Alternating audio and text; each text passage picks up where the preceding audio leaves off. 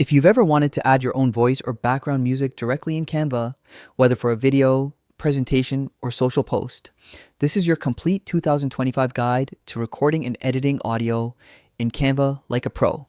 Let's get started. First, open Canva and log into your account. You can either create a new design or open an existing project you want to add audio to. Once your design is ready, look to the left-hand toolbar and click on Apps or Audio. This is where Canva keeps all its built-in music tracks and sound effects. Here, you'll find tons of royalty-free music sorted by mood, genre, and theme. You can preview any track with one click, and when you find something that fits your project, simply drag it onto your timeline. Canva automatically syncs the audio to your design, so no complicated setup is needed. Now, let's talk about recording your own voice. Perfect for voiceovers or narration. In your editor, click Upload to Arrow Record Yourself. A small window will pop up where you can record directly using your computer's mic.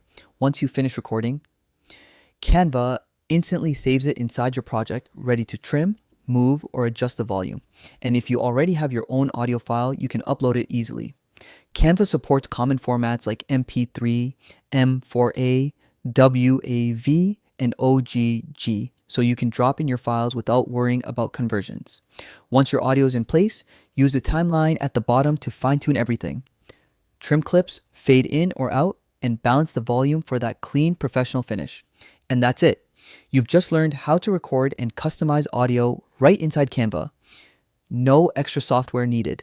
If you found this helpful, make sure to stick around for more quick practical tutorials like this one, and start creating videos that sound just as good as they look.